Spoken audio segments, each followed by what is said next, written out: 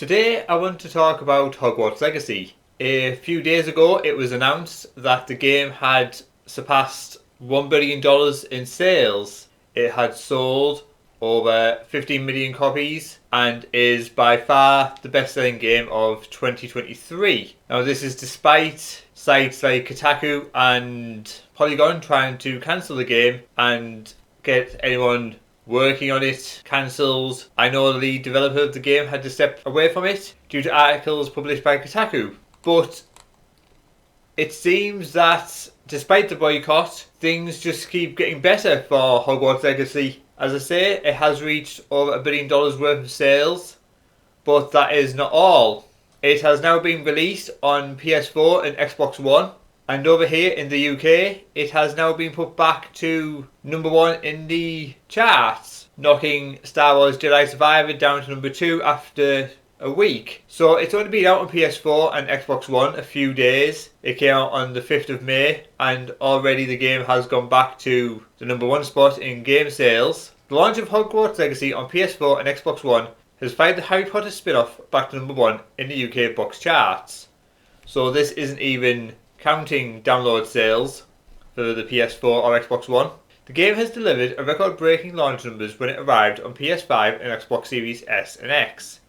The PS4 and Xbox One launch isn't anywhere near that scale, but these versions are still the 4th biggest releases this year, behind Star Wars Jedi Survivor and Resident Evil 4 Remake, but ahead of Dead Island 2. That means that Star Wars' 1 week stay at the top spot of the UK box chart is over. The game is down to number 2 after a 68% drop in sales week on week. So things just keep getting better for Hogwarts Legacy. The boycott, which never happened, just made people want to go and buy the game even more. And now with a lot of people still having PS4s and the Xbox Series 1, I'm sure this game will do very well now. And game journalists who were desperately trying to get this game cancelled will be furious at this because it shows no signs of slowing. It's back to number 1 and I don't think we're done yet. See, it is out for PC and PS5 and Xbox Series X and S earlier this year. It's just come out on PS4 and Xbox Series 1. It's doing extremely well, gone back to number 1. I don't know if it will reach number 1 in the American charts. I hope it does. From what I've heard,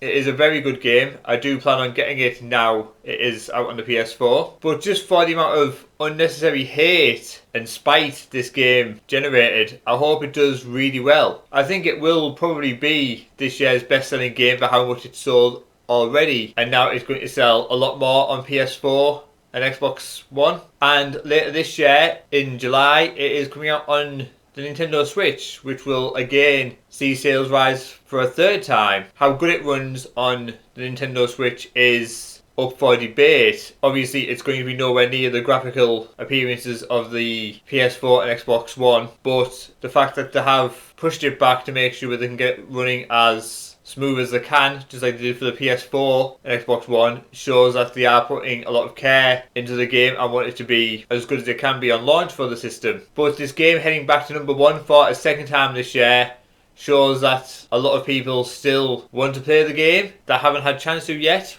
But now PS4 and Xbox One versions are out, sales are once again on the rise. I think the game will do well this 2nd time round, not as well as the initial release, obviously, because we don't have the PC release this time. But I don't think that will stop it from staying in the charts for a while longer yet. And the longer this stays in the charts and the better it does, will go to show just how out of touch game journalists really are with the audience they are meant to represent. And this, on top of how unprofessional Kotaku has been with the Tears of the Kingdom and being blacklisted by Nintendo, surely now a lot more game developers and software companies will be looking at sites like that and realising that they are doing more harm than good. They'll be wondering why they are continuing to use these sites and why they are continuing to advertise on them.